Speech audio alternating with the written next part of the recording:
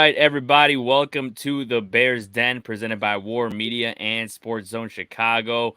I am Saul Rodriguez, joined by my co-host Joe Tanksley, who you see on all of our Bears coverage, as well as Sean Sierra, who is our official Bears field reporter. He'll be joining us in just a bit. This week, we're also joined by Ryan Bukovetsky, who you can see on that Davis show, as well as all our Bears coverage from last year to the offseason. How's everyone doing? How you doing, Ryan? Doing good. I got baseball and football on. Talking to you fellas. What a beautiful Thursday night. I know, right? That's what I was telling Joe before. I'm like, with this generational matchup on Thursday night with Russell Wilson and Patrick Mahomes, you got to take, you got to watch both games, take them in. But I definitely wanted to see Mahomes Broncos with hanging Kelsey. tough in there, though. Yeah, that's true. I will say that along with like the interceptions and all that stuff. But yeah, it's definitely. Oh, and we're joined now by Sean Sierra. How you doing, Sean? Hey, what's going on, man? Just got going here. So how you doing, Joe? How you doing today, man? I'm doing pretty good. I was a little bit under the weather, but I'm happy to be back. I'm 100% ready to go. Yes, sir. Yes, sir. And just like, hey, the Bears look like they were safe for the first few weeks, and somehow that offense is back, man. So like, hey, even though they're 1-4, it's kind of odd to see some of these people getting optimistic and look at all these, look at the rest of the season and be like, oh, they can win this amount of games, they can win this amount, whatever. But at the same time, I guess you got to enjoy it. But despite being 1-4 and sensing that optimism, I mean, the offense, like I said, looked a little better. Offensive line is getting healthy. And even though they have a long way to go,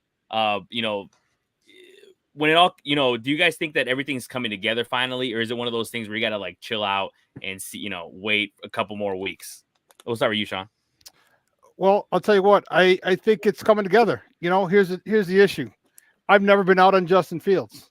Okay. I've never been out on him. And a lot of people who don't know the game were, and it was frustrating. You're like, come on, dude. Like, it takes time to develop, to get chemistry. All right. You had most of your offensive line was hurt. Okay. So the last couple games, and then Luke Getsy had to get out of his own way. Okay. He had to get out of his own way. They weren't forcing the ball to DJ Moore. All right. They weren't moving the pocket with Justin. They weren't allowed. There was just a lot of stuff that Luke Getsy wasn't doing that all of a sudden changed. Thank goodness. And I keep it. I'm not unaware that it was against two bad defenses. Okay, that's fine. Okay, but the biggest thing that now they got confidence. They have confidence. So we're gonna go up against the defense. Here's the thing that there's always naysayers, and I don't understand why. All right. They're mad about the points. They're mad about this. And then we actually should have won the last two games, but that was Eberflus's decision not to kick the field goal in Denver. So people are complaining about Justin Fields doesn't look ready. Well, now he looks ready. So now people are hanging on, his win-loss record. Well, stop. People need to stop being such negative Nancy's. All right. I think this offense is finally clicking. We're gonna see this week against a better defense. Not a great defense, but a better defense. And we'll go from there. Brian Flores likes to blitz. So now he's in a conundrum. So do you blitz and keep a guy and maybe not have enough guys to double DJ Moore? We're going to find out. Because if you double team DJ Moore, then Cole Kmet better eat. Darnell Mooney better eat. Everybody else is going to have one-on-one coverage, and they need to eat. They need to make sure they step up if DJ Moore is doubled. And if he's not doubled, well, then Justin needs to go to work with that. So, I don't think I'm not ready to put them up with Air Coryell or the 1999 St. Louis Rams or anything, but I think the offense is starting to get on track, and I think it's going to continue to get better from here on out. Yeah, you're right, and I think just take it one game at a time. And like I've been telling a lot of people, this is a 1-game winning streak because they snapped that 14-game losing streak. I'm like, you might as well celebrate it. But what do you think, Joe? How do you feel about that win and just how the offense has been looking the last couple of weeks? It's very encouraging to see Justin put, a couple games together, when he's been a dynamic, passing the football. What this underscores is to me is like, the value of preseason. He didn't get a lot of preseason reps. They didn't get a lot of preseason reps to get together. And, like Sean said, offense, you got a lot of new, pieces coming together. It takes time to kind of work, to work in jail. With that being said, you mentioned the bad defenses. Well, had Justin not carved up those defenses, we would have even been more down on he was supposed to do against those teams. And the fact that he could do that, is encouraging. We get a step up in class this week, against the Vikings, and I'm looking to see how Luke Getsy and Justin can adjust now and do things on the fly to still put points on the board, because I don't think that what they've done with DJ Moore is it's on tape. So what's going to be the counterpunch now? When teams try to take that away, and you have to be constantly you have to be playing chess. You have to be be ahead of the curve. And so when they come out this Sunday, I'm looking to see if that offense could be ahead of the curve and do something a little bit different to kind of move it up, put it on the board. Yeah, 100%. I think, and we'll talk about the Vikings because of this is, another, what we like to call winnable game, right? But either way, you could always say that you got to go out there and execute. But Ryan, what have you thought about the Bears overall? Since of course, this is the first time you joining us on the Bears Den during the season. What are your thoughts about the Bears? Their transition from where they were, a few weeks ago to where the offense is now to the team as a whole. Well, I mean, you got to be encouraged about the possibilities with Justin Fields now and how this offense has put some stuff together. And you see how like people were excited before the year about a potential maybe like 8-9 season because you thought offensively they'd be able to compete and they'd be able to do some things. And we've actually seen the deep ball. We've actually seen the connection of DJ Moore. Some of these things are coming together a little bit. You lose Chase Claypool, which maybe was a distraction within that locker room, sometimes addition by subtraction. And then I look at the preseason as well. They just really didn't play much at all. And, we would constantly, when Tom Brady was with the Patriots, talk about how, hey, they just take September off, really. That's their preseason to get ready for the long run. And I'm not saying the Bears are trying to attempt anything like that, but you just wonder if maybe it just took a little bit of time and all that talk of like, hey, it's a long season. Now, that being said, I do think it depends on the opponent. It's going to be each week when like how well they match up, because I just don't think they're going to match up against any type of team and show this kind of explosivity that we've seen. It's really helped that you played the Commanders and the Broncos for us to see some of this good stuff happening. And so I'm really interested in this game against Minnesota. It seems like they're kind of waving the white flag. There's talk that maybe they'll trade Kirk Cousins earlier, or maybe they're in the Caleb Williams draft lottery at 1-5, just like the Bears, or I'm sorry, 1-4, just like the Bears. So I wonder how much fight they're going to show. But regardless, you've got kind of like a wounded team coming into your home turf. I mean, if you're trying to make a statement, Justin Fields, this offense, this coaching staff, this is a big week to do something like that. Yeah, 100%. And another thing too, that's, that had Bears fans optimistic, after the last week. I mean, DJ Moore, first wide receiver to win the NFC Offensive Player of the Week since Marcus Robinson in December of 1999. I was 5 years old. But that was crazy. That's wild. But anyways, you guys, insane. Yeah.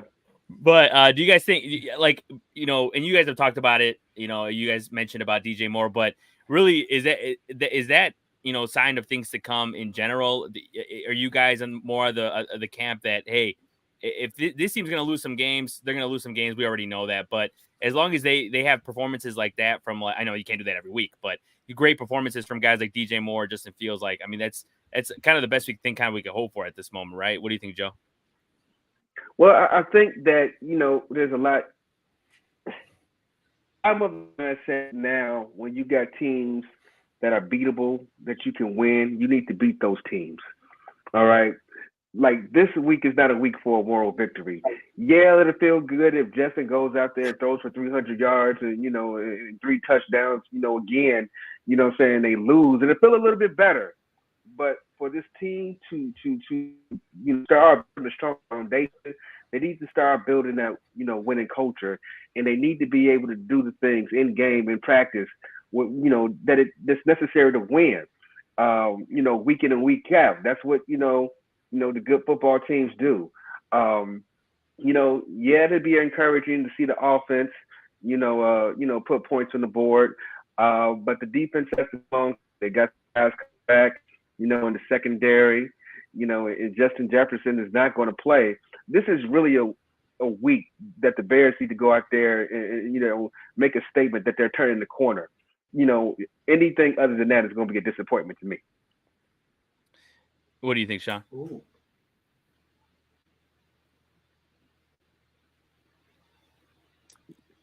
There you mute. Okay. I want to see Mooney. I want to see Cole Kmet continue, but I want to see Mooney step up, because what's going to happen is if you do continue to double team or shade a safety and bracket DJ Moore, I want to see those other guys get off. Okay. If they can, all they got to do is once, because then all of a sudden now you're kind of screwed as the defensive coordinator. All right. So I think it's going to continue. I honestly do. I just think that DJ Moore is that guy. All right. People try to double Justin Jefferson. They've tried to double the Cheetah. They've tried to double Jamar Chase. Great receivers get open, and they'll come down with footballs. Okay. It's going to help. It's going to help everybody else, as far as I'm saying. I lost my train of thought. As far as Mooney and these other guys, it's going to help those guys. But I think it's going to continue, man. I really think it's going to continue, because I think the confidence that they got from the last couple of weeks is really growing. I think Justin finally has a security blanket. Remember Jay Cutler with Brandon Marshall? He would force it in with three guys, and B. Marshall would come out with it. All right, so I think Justin Fields is gaining that type of confidence with DJ Moore, and I think it's gonna open up a lot of doors for everybody else. And like I said, if you don't shade or you don't shade DJ Moore or bracket him, he's definitely going to come down with some big plays. And if you start hitting him with quick passes, which I like, give me a hitch. You can't, if you're bracketing him, if you're shading a safety over there, you can't do anything on a hitch. You're far too far back. So I think Chris Getsy needs to make sure that he gets some quick hitters to DJ Moore, because if he does, we've already seen him break tackles. All right, that's not even an issue. So we already see him break tackles. And if the safety's not far enough over, it looks like DJ Moore can actually run by people. So I think this offense is going to continue. I think the one thing that I really liked, if you remember the touchdown, I want to say it was to Herbert. Was it the last one? Khalil Herbert. All right. You saw Justin Fields dancing in the backfield. All right. The defensive end had him, but all of a sudden he ran left. The guy tried to keep him contained. He stopped. Justin Fields went forward. The defensive end went forward, and then Justin Fields went back. He was just kind of playing with him. That shows you confidence. That shows you someone who's relaxed. That shows you someone who's having fun. And that shows you someone who the game has slowed down for. And those are the reasons why I think that this offense is going to continue to go the way it's been the last couple of games. What do you think, Ryan?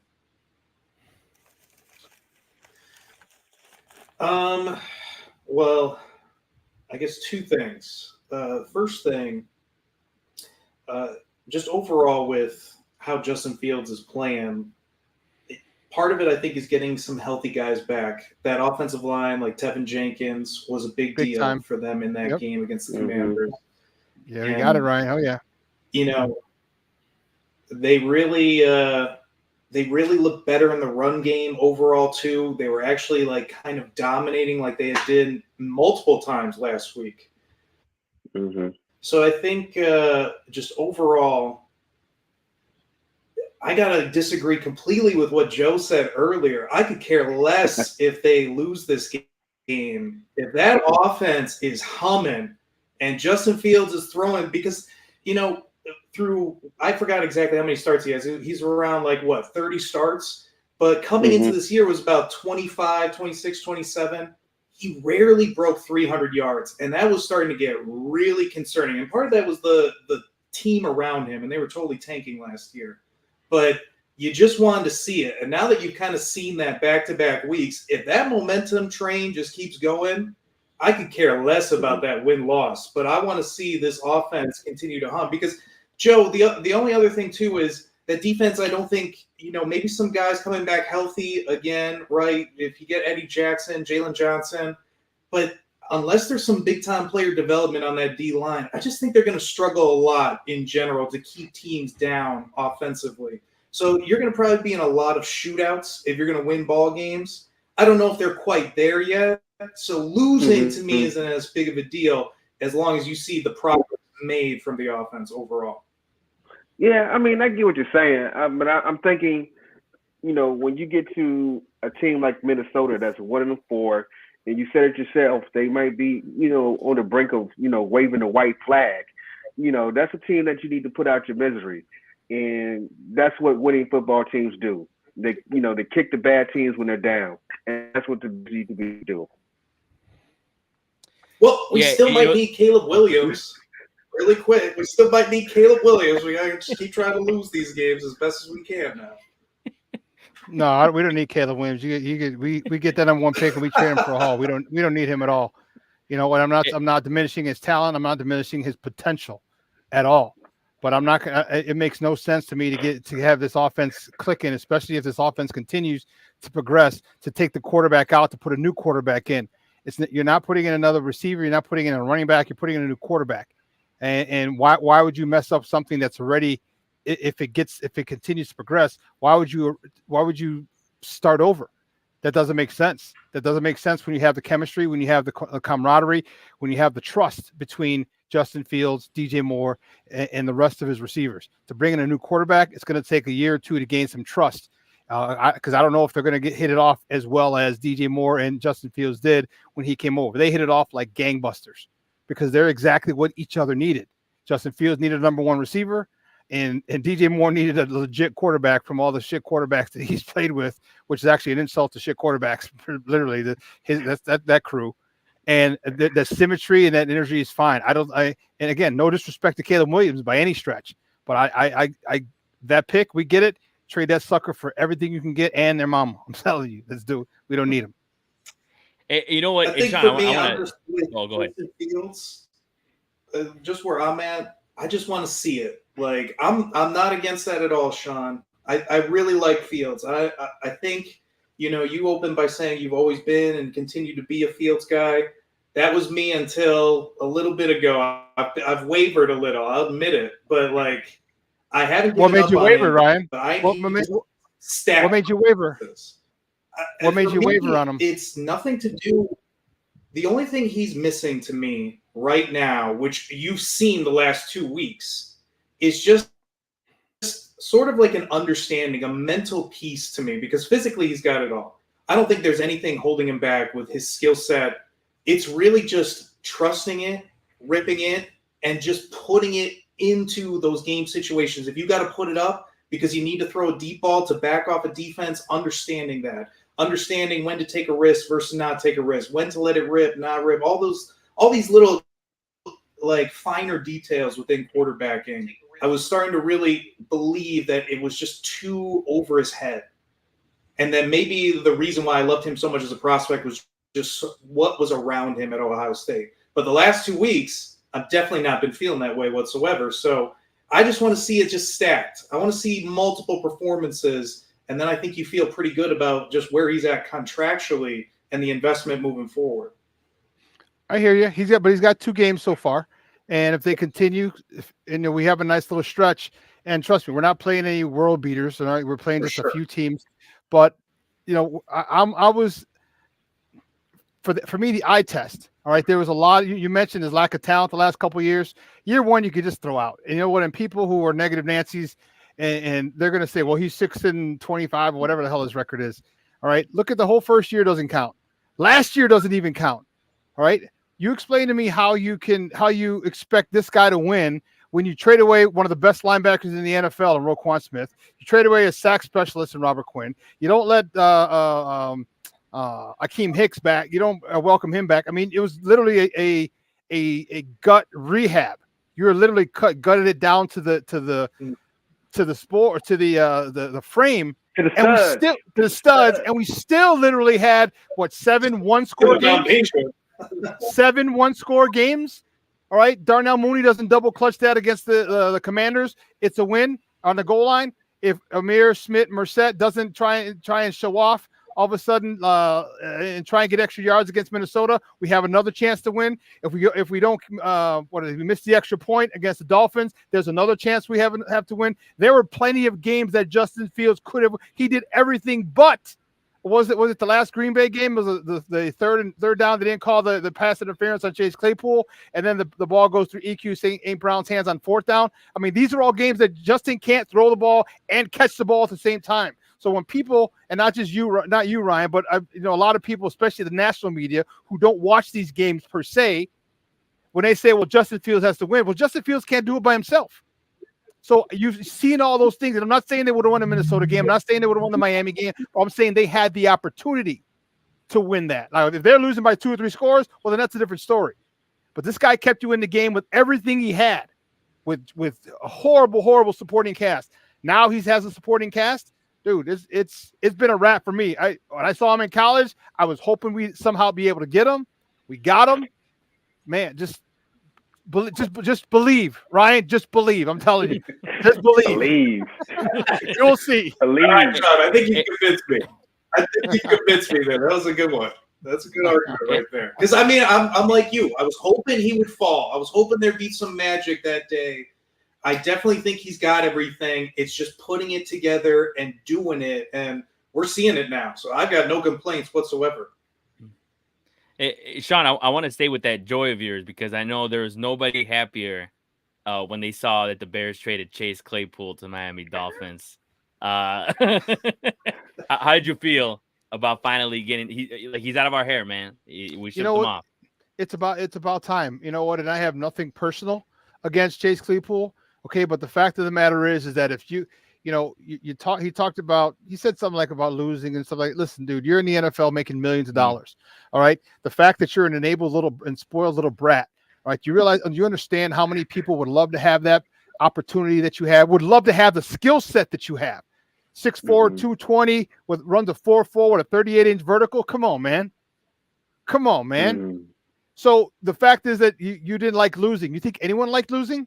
Then you know what? Then you need to make sure that you get your ass in the weight room. You need to make sure that you shouldn't have been off modeling in Paris overseas. If losing was so bad for you, then you know what you say. You know what? I can't do this. Why? Because I need to make sure. The reason I'm modeling is because I'm a pro football player.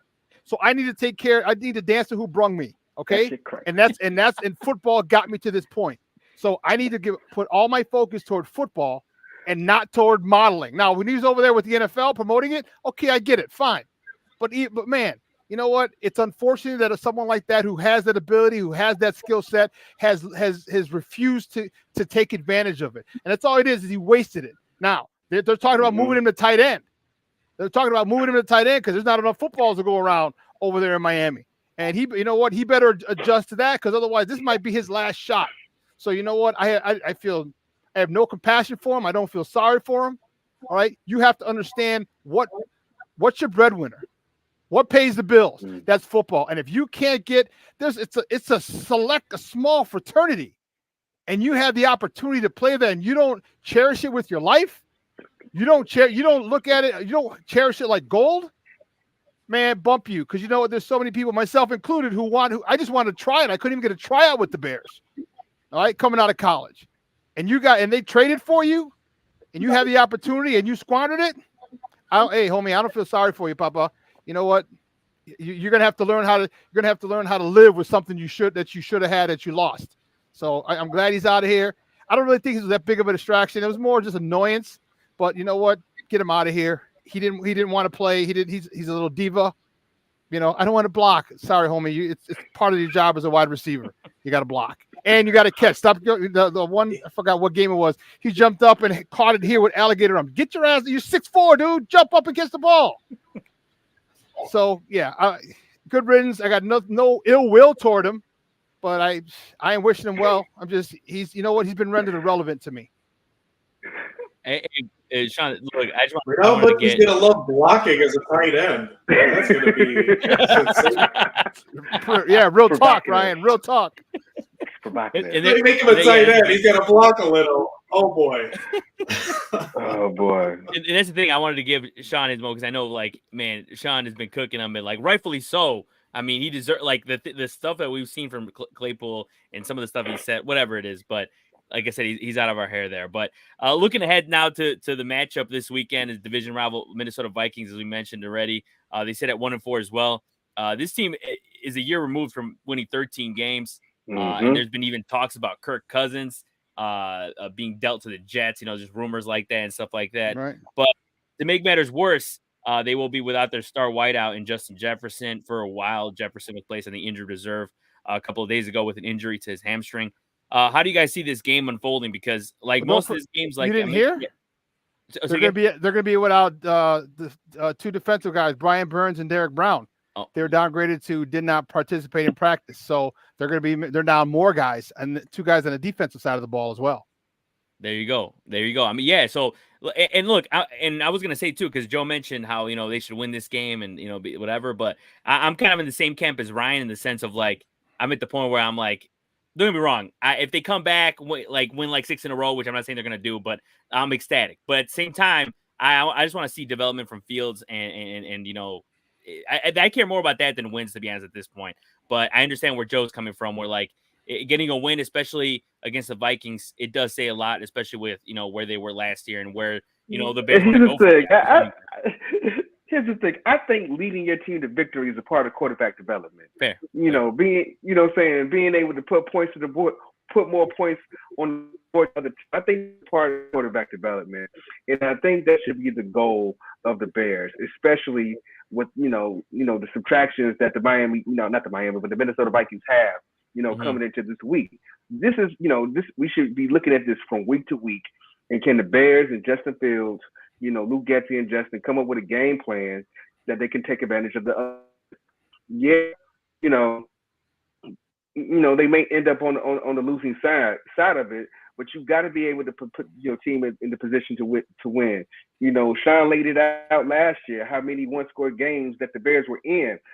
The goal is, should go is not to put, stat pad. It's go out there and do what you need to do to win the game. Fair enough. Is it? I get what you're saying. You're saying, it's part of the development to win games. I definitely get that. So, well, Ryan, how do you see this matchup unfolding though against the Vikings this weekend? I mean, it's up to that offense to be the engine that drives them to any type of victory or competitiveness. They've got to bring it because I think Kirk Cousins is still playing pretty well. I think he's still going to have an opportunity to play well in this game. I mean, the Bears defensive line is still the Bears defensive line. They're going to have to bring pressure, and that worked against Sam Howell, but I don't know how well that's going to work necessarily against Kirk Cousins. Not to say that they shouldn't do it because you've got to generate some kind of pressure on him.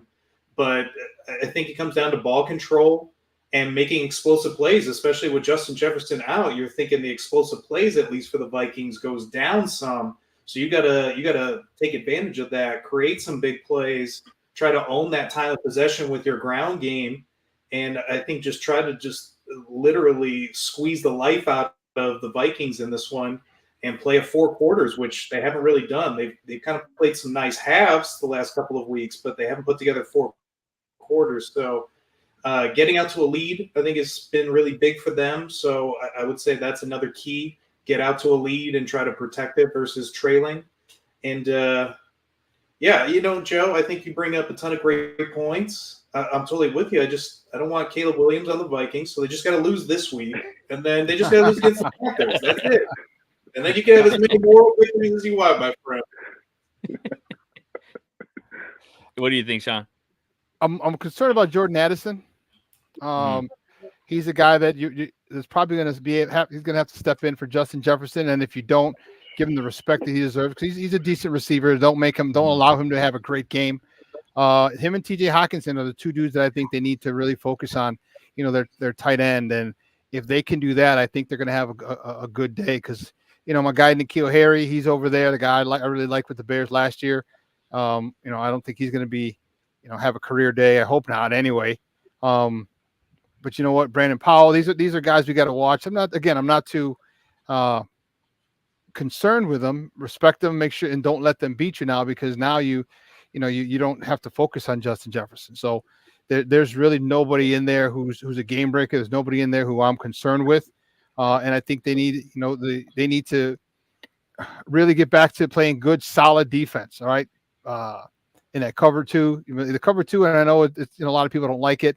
It's fine if you play it correctly. If you allow your DBs to not freelance, no, but if you allow them to bend the rules a little bit of the cover two, as far as carrying a receiver a little deeper. If you're a cornerback and you got nothing in the flats, you can carry a receiver a little deeper until you get another threat. And it's going to be. I think this is going to be a big game for the Bears that they win, because that's going to give them, like you said, a 2-game win streak. All right, it should be 3, but it's not. So it's going to be a 2-game win streak. Then you got Vegas coming in. All right, then they can turn on them, and then now they're going to have a lot more confidence, a lot more. I don't want to say a lot more. I guess confidence is probably the best word moving in, but I'm looking forward to that, and because there's really nobody that I think can stop us. And don't let Jordan Addison is good. He's a good receiver at USC. All right, let's not make him a star, and just make sure you respect who you're playing. And I hope that they don't have a letdown because Justin Jefferson's not playing. All right, that sometimes that tends to happen, especially with a young team. Like, okay, this stud ain't playing. Whew, we got it in the bag. No, you don't. These are NFL players, and they, Jordan Addison was a stud, and he could be a stud. This could be his breakout game if you let it. Can't let him have his breakout game and become a star against us. You got to stick to the principles that you had last week. Ryan, you mentioned it. Coach Eberflus has got to bring pressure. He's got to get Kirk Cousins off his spot. He's good against the blitz. So you know what? We have just about all our starters back. Kirk Cousins against the blitz versus our stud secondary. We're going to find out. Yeah, and Addison has been making an impact even with Jefferson on the field. So it does kind of make me think, it'll be more dangerous when he's, the main target.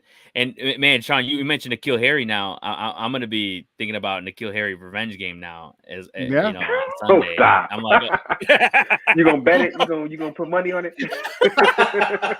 N'Keal Harry. Sean, when you said that, I got a chill down my spine. I was thinking oh man, don't put that kibosh on the Bears. N'Keal Harry's gonna come from the grave. I know, ghost us. Oh man, no, yeah, definitely not. We'll start talking about N'Keal Harry altogether in that game. But the last thing I want to ask you guys, we'll go to the rest of the league now. I wanted to ask you guys about the NFC North, because it seems like a carousel with all those teams and all those games. The Steelers beat the Ravens, and it's just a whole circus over there. But I wanted to get you guys' thoughts, because look, the Bengals, even though they won against the Cardinals, they looked a little better. Even though it was the Cardinals, I should say, they looked a little better offensively. And after Jamar Chase's comments about being open, is this still the Bengals' division to lose, or do you guys see either a surprise or still the Ravens or something like that? We'll start with you, Sean. What do you think? I think it's the Ravens to lose, but it's not as deadlock as sure as it has been in the past. I think there's still a chance for other teams to continue to come up. Pittsburgh's got a good shot. I know, especially when we saw Pickett to Pickens, say that 5 times real fast.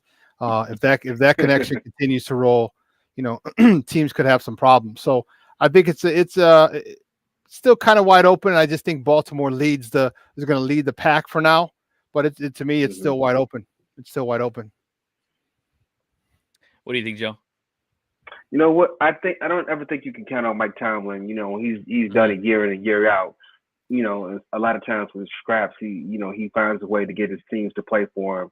And have winning records. So you can't really count him out. I'm kind of leaning, with the Bengals. I'm a Joe Burrow fan. Burrow's my guy. And they've been hot the last couple of years. Having some deep playoff runs, and I think Joe Burrow gets it together with Jamar Chase and Higgins and all those guys, and they start cooking a little bit. I think as the season goes on and they start gelling a little bit more, I think they're going to start taking a little bit more control. I think Baltimore, I think they're having a lot of issues right now with their offense. Guys are dropping the ball for Lamar, and they kind of got the same thing that was happening here with Justin. we gonna make him a pocket passer? Are we gonna, do the things that Lamar does? And they seem like they're trying to figure it out now. They got a brand new offensive coordinator, going in, so they got a lot to work out. So I think I'm gonna lean with Cincinnati. Yeah, I don't blame you, especially with the way they've done and they've been able to bounce back from rough starts in the past. So, what do you think, Ryan? I would lean Baltimore. I I struggle with the Steelers. I like their chances the least, but I trust them the most, almost in a sense, if that makes sense. Like Mike Tomlin's probably gonna get him to 10-6 again. Mike Tomlin. Or I'm sorry, 10-7 all over again, because he always gets at least 10 wins and goes above 500. And I bet you if some of these teams like Baltimore, Cincinnati, and Cleveland, they underperform, the Steelers will be right there to try to take the division. I think the wild card are those Ohio teams. Like if Deshaun Watson, he kind of just doesn't look right anymore. But if he ever finds that magic, I feel like that team is crazy talented, and they would have a chance to really do something. And then, of course, Cincinnati, like you said, Joe, has been putting on those great runs. And I love Joe Burrow the most out of any quarterback in that division. But right now, he's just not playing that great. So I think the overall talent and consistency of Baltimore probably wins out. But I'm like with Sean, I think it's wide open. And the Ohio wild cards might decide it in a sense. Yeah, no, it's gonna be a wild finish, I'm sure. And as you mentioned, that's how I feel about the Steelers. Is like, they have the coaching to I think if they had any other coach, they might look a little different. But especially with that win and the way they played on Sunday against the Ravens. It's gonna be crazy, but it's gonna be a wild finish, and I think that's a good place to wrap things up for this edition of WARR Media and SportsZone Chicago's Bears Den. I want to thank everyone for joining me, Ryan Bukovetsky, as well as Sean Sierra and Joe Tanksley. For everyone at WARR Media and SportsZone Chicago, appreciate you guys watching, and we'll see you guys next week. Peace.